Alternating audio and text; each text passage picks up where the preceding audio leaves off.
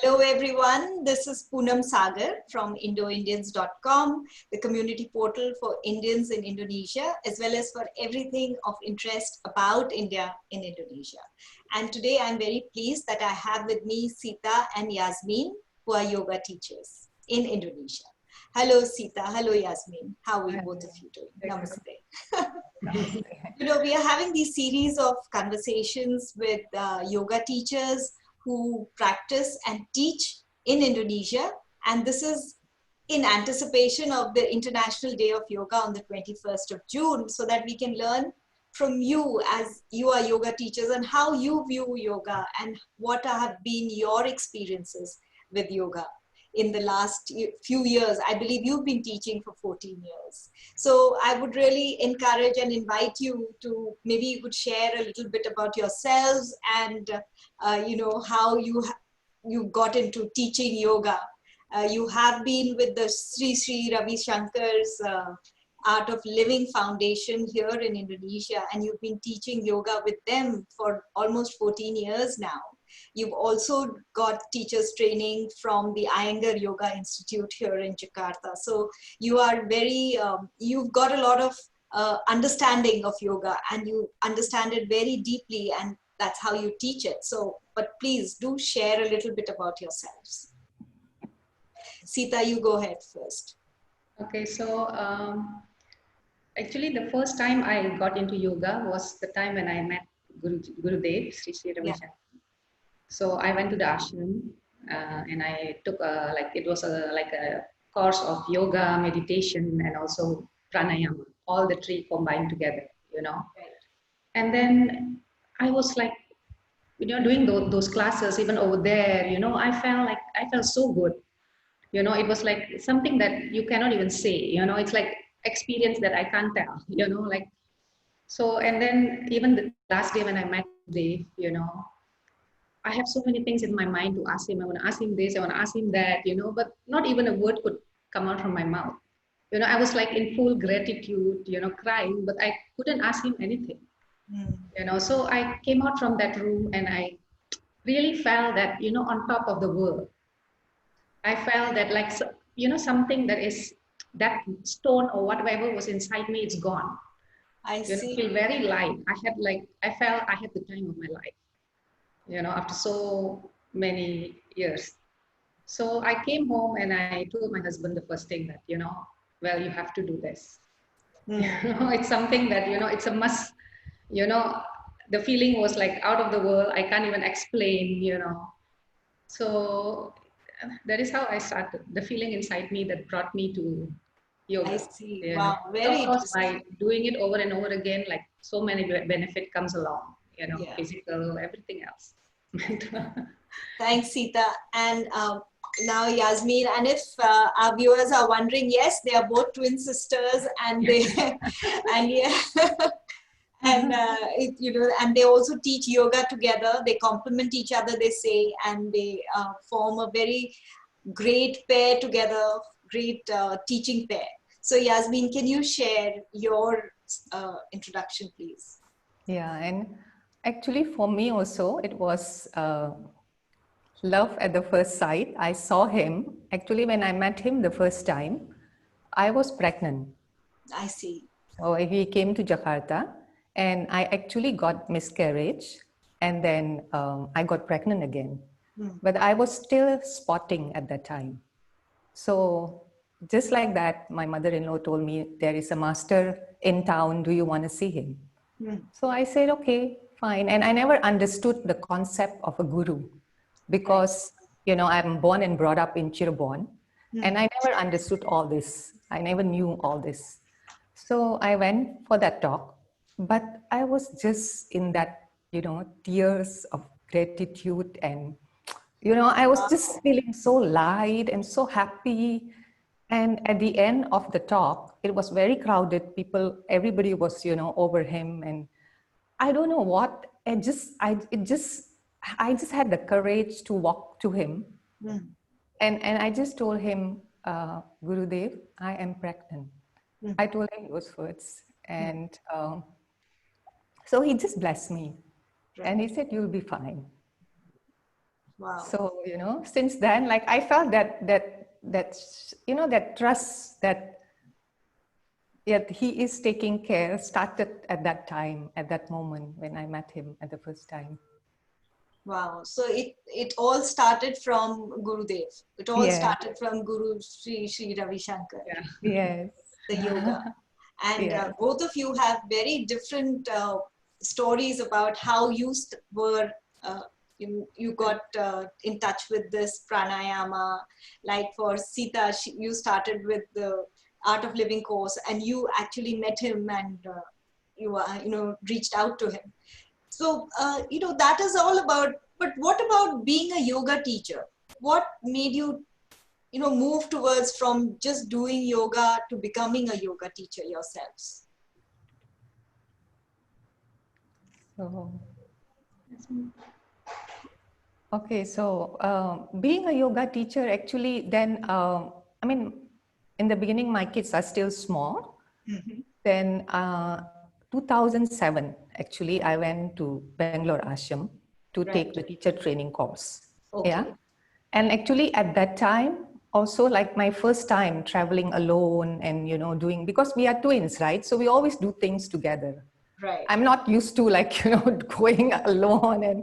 But again, it was that faith, and that Shraddha that brought me forward and then I became Art of Living teacher at that time. Right. And but I always love the asanas part also.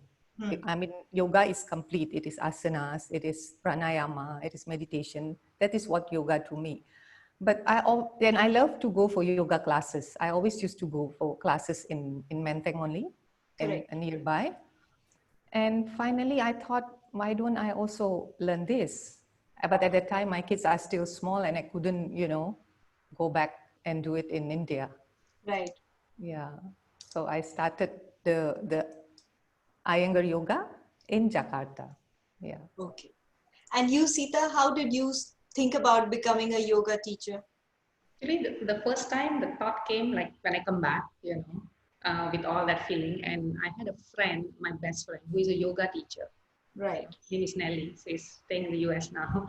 So she's a yoga teacher and used to come home and do yoga with me and with my husband, And then every time she does it, she would like correct my pose, or my form, this and that. And then I started thinking that, and I feel good every class, I felt that same thing, like how I felt in the ashram. It makes me recall that time, And for me, I didn't have children yet, it took time for me.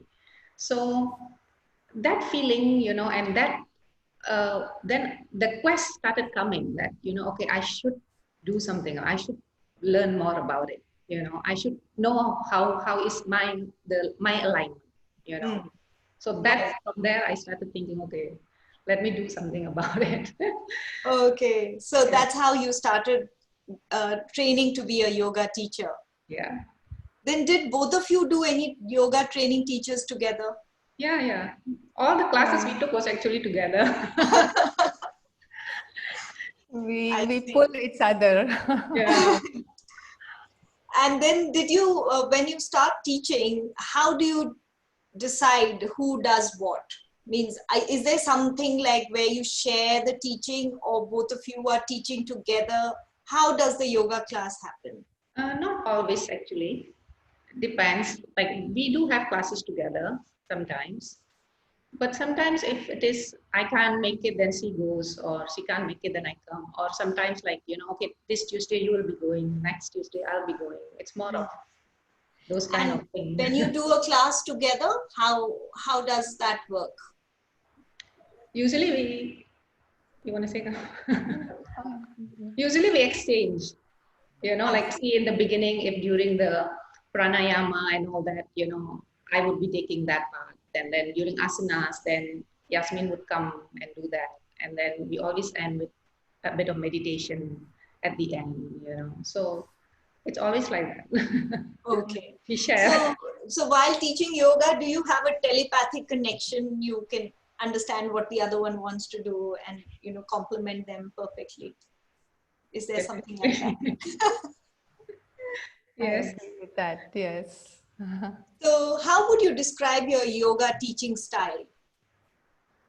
My yoga teacher. Is there a teaching style? Means, how would you describe it?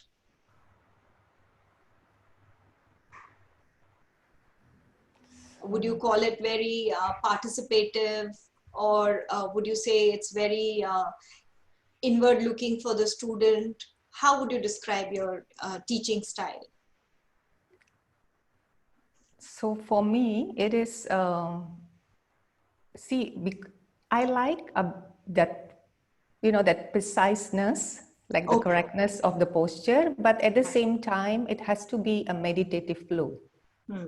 So I combine these two because I enjoy meditation a lot, and I always feel that is where you should be. You have to be a witness at the end, right? So I always, bring that. Like we always start with the breathing, because when you are in the moment, then only you can start. And then even at the end, when you sit down, it's always like, being with yourself first, or when you're doing the yoga nidra. That two part is very important. Sometimes the yoga, I do it a bit fast, sometimes a bit slow, depending on the, maybe me, myself at that time, or your student at that time. Yeah. So your is a more meditative yoga. So it's more about, going towards the source, or very inward looking. Okay. And for you, Sita, would you agree to that? Is that your style as well? Yeah, I also would like for me, I like movement, so I always put that part in the middle, I mean, like Surya Namaskar or anything that is, moving on all the time, right.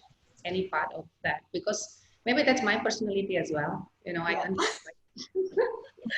So I always like that movement in the middle of the practice, then I would also go down to the meditation and pranayama and everything. And pranayama, actually, we usually start in the beginning, not at the end of class. Yeah. So what has been the most inspirational moment you've experienced as a yoga teacher?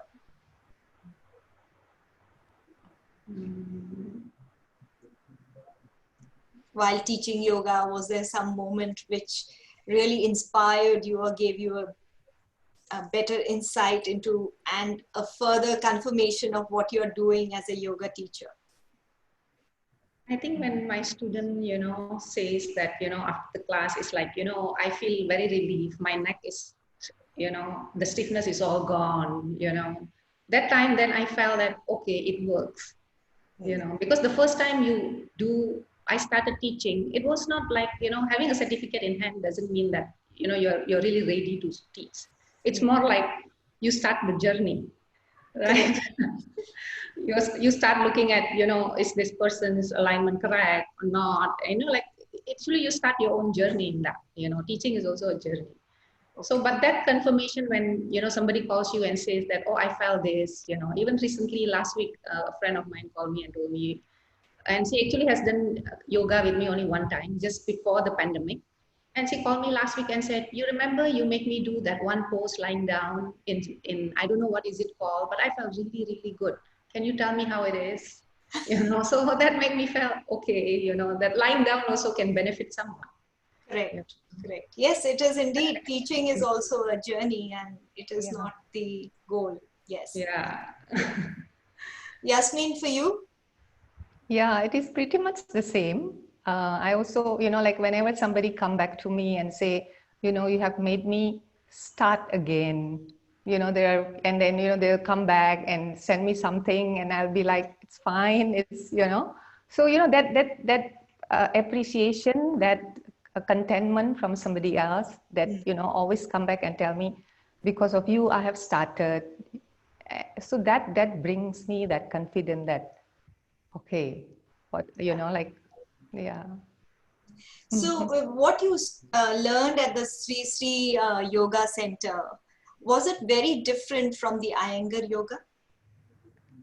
The approach is different, I would say, because in Sri Sri School of Yoga, it is like, it's like blossoming of human full potential, like because they have everything in it. They have the pranayama, they have the asanas, and then they have the meditation, and they also have the knowledge, which is basic skill, and they have the seva, the service, and also satsang, the right company. Right. So it's a very holistic.